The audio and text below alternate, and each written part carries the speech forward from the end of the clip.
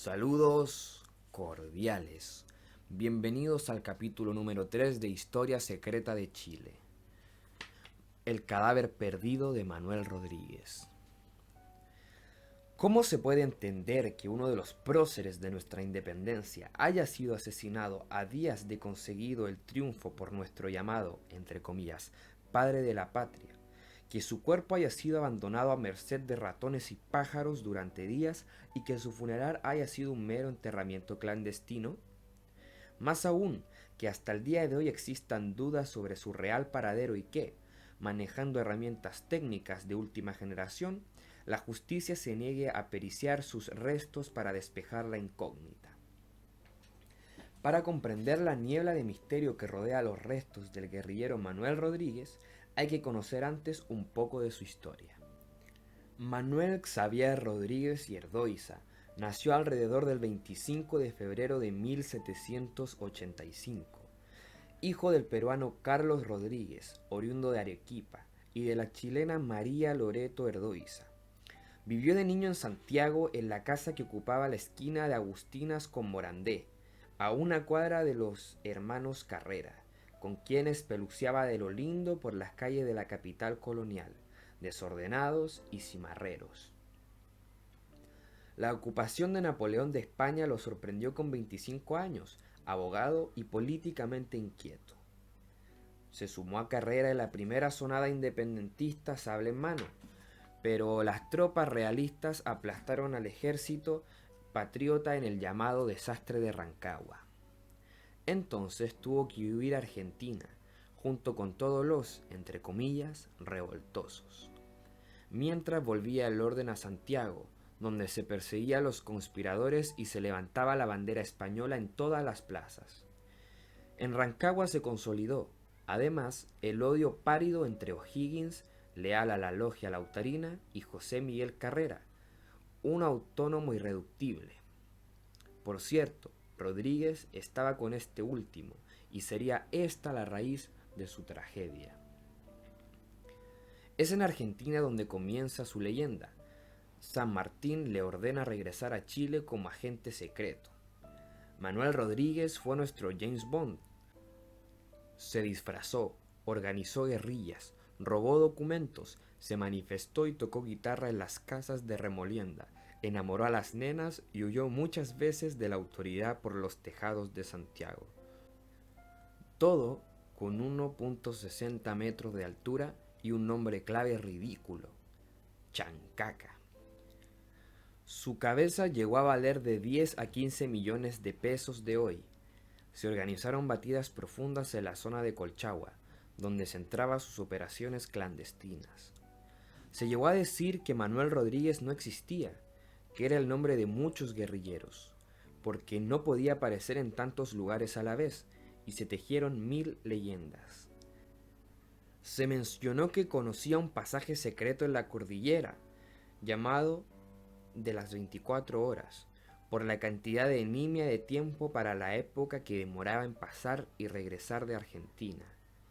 Atacaba haciendas realistas para financiar sus acciones, pero repartía parte del botín entre la gente del lugar.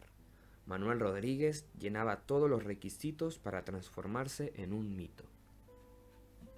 En 1817, todos en Santiago sabían que se venía una invasión independentista a través de la cordillera, al igual que en Europa en 1944. Solo faltaba saber por dónde llegaría. El ejército español estaba dividido entre los pasos del norte de Santiago y los del sur. Pero las guerrillas de Rodríguez los obligaron también a mandar destacamientos a la zona centro-sur del país. Cuando por fin llegaron a los Andes, agotados, fueron rápidamente masacrados en la llamada Batalla de Chacabuco por una oleada de argentinos al mando de José de San Martín. Los realistas subieron entonces hacia el sur de Chile, entregaron Concepción y se atrincheraron en Talcahuano, a la espera de las tropas que llegarían por barco desde Perú. Representaban a uno de los imperios más poderosos del planeta. Seguro recibirían tropas y armas, avanzarían hacia Santiago y recuperarían esta capitanía de mierda de manos de esos hijitos de papá que jugaban a la guerra. Mientras tanto, en Santiago se afianzaba un gobierno patriota al mando de Bernardo Higgins, puesto ahí por San Martín para proteger los intereses de la logia lautarina a la que nuestro Bernardo pertenecía, y a Rodríguez se le entregó una gobernación.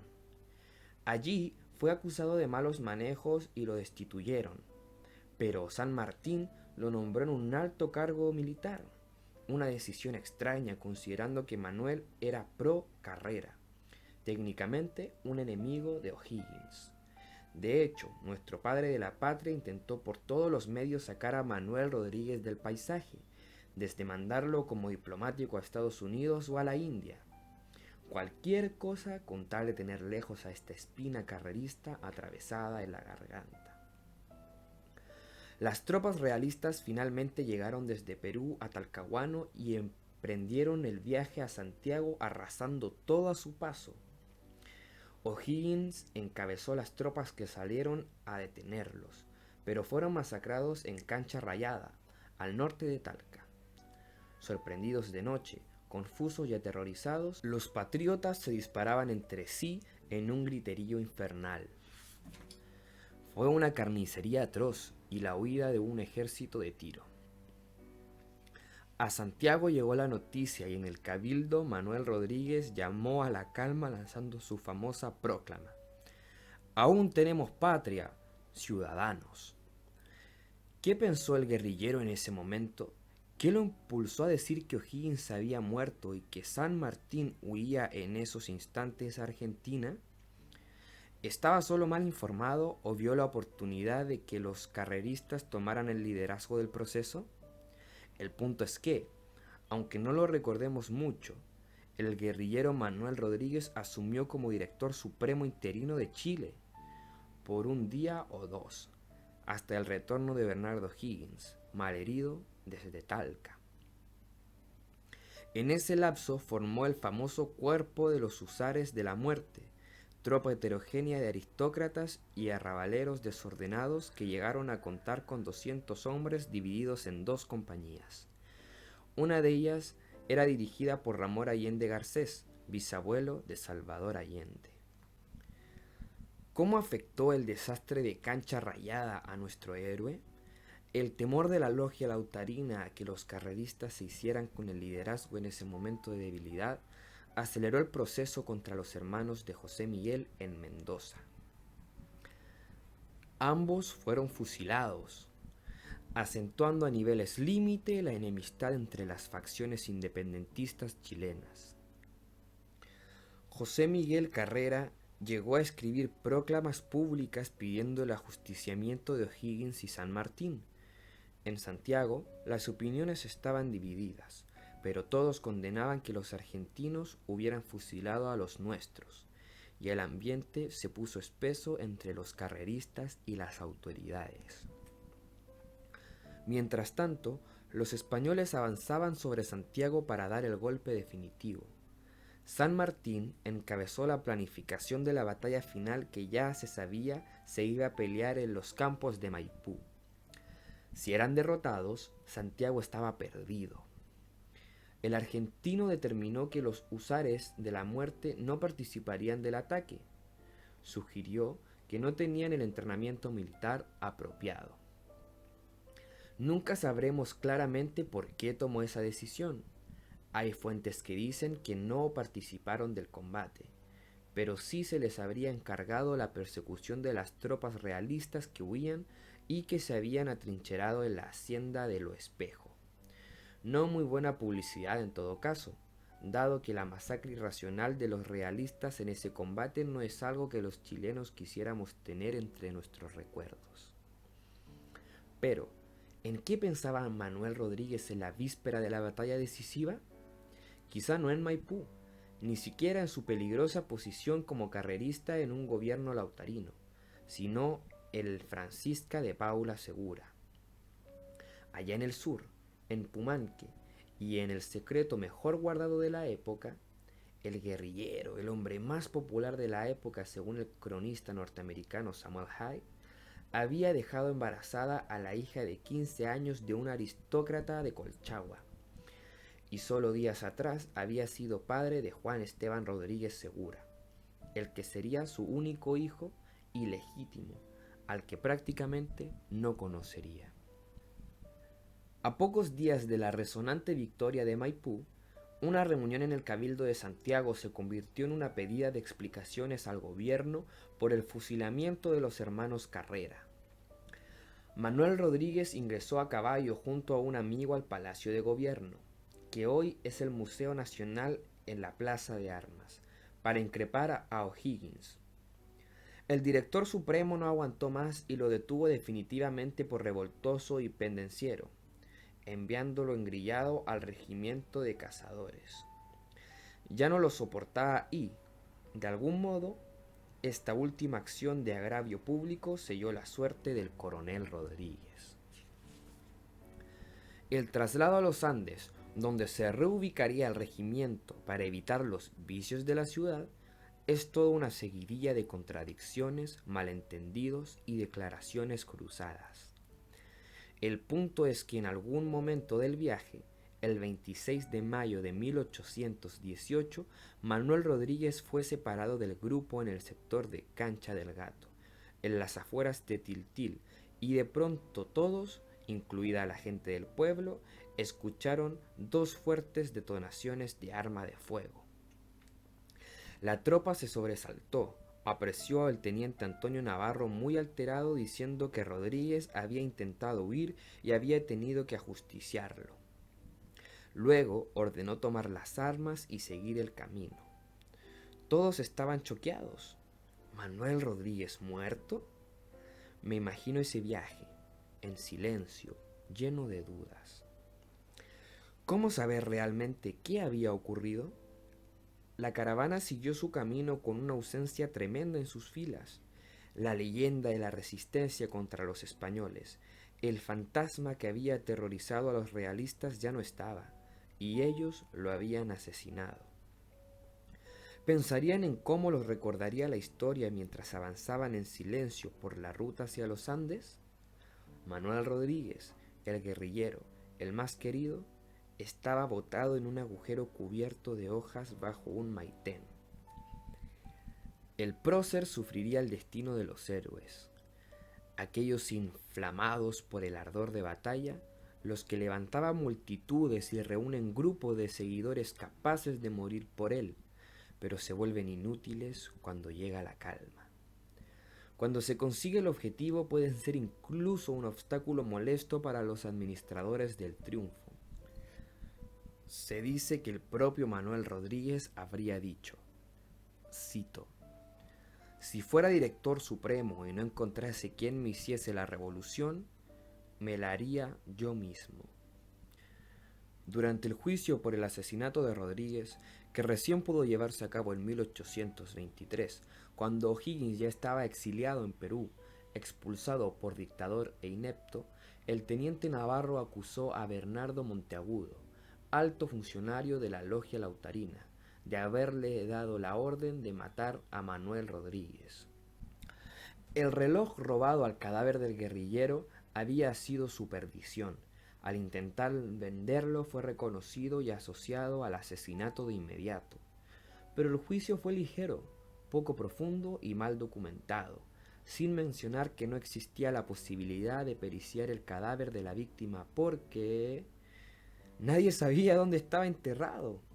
Manuel Rodríguez fue, de algún modo, nuestro primer detenido desaparecido, dice Alfredo Sepúlveda.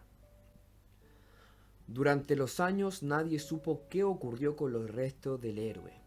El paradero del personaje más carismático de nuestra independencia era un absoluto misterio para todo el país, excepto para Tiltil.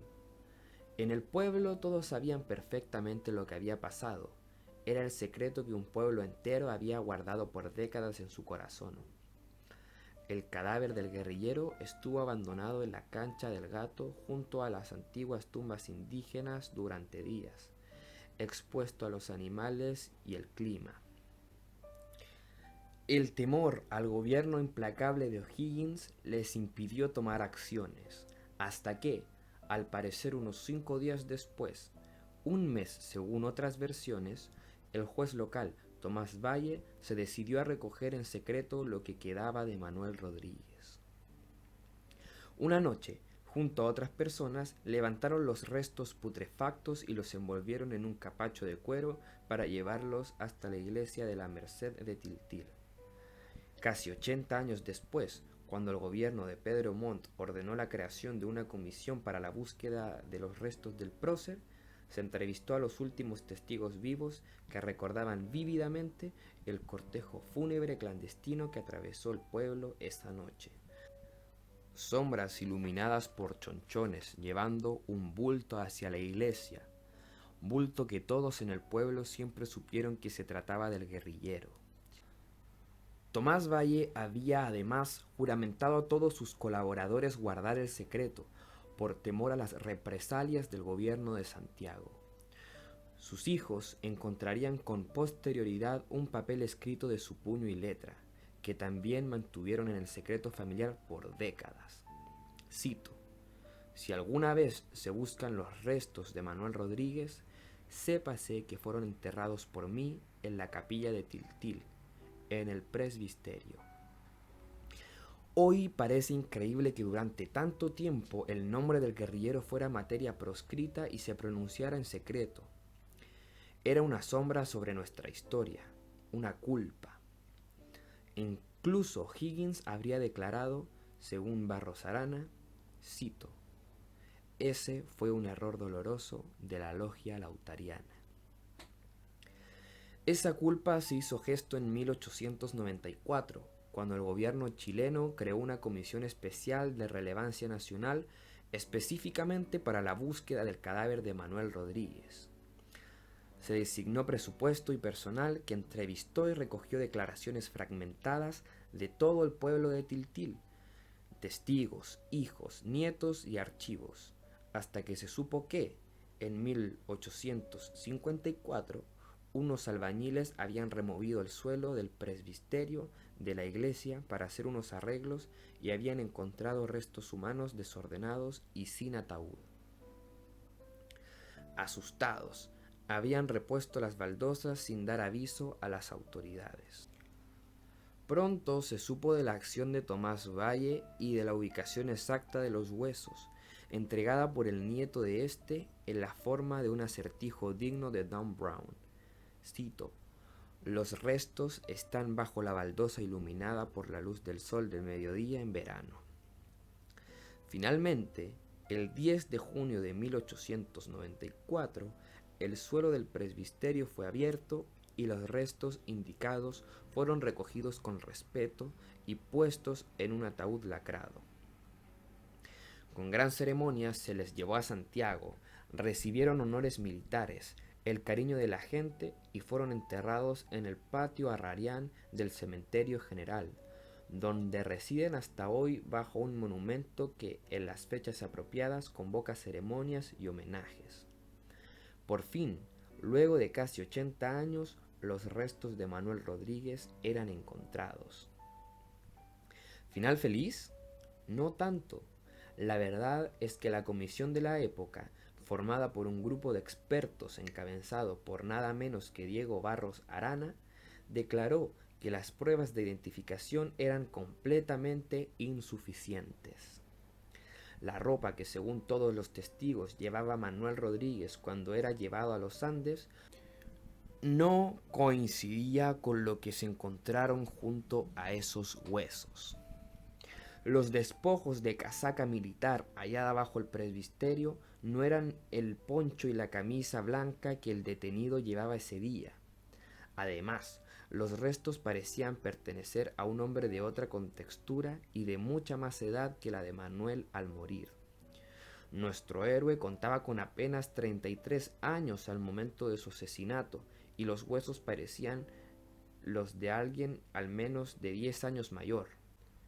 Se suman a esta bruma de dudas las investigaciones que se hicieron en 2010 en la destruida iglesia de la Virgen del Rosario de Pumanque, donde se supone que está la tumba de Francisca de Paula Segura, muerta a los 92 años y autoindicada como viuda de Manuel Rodríguez en los documentos de identidad que se han recuperado. Instrumental técnico ha detectado algo increíble. Otro cuerpo se encuentra junto al de ella.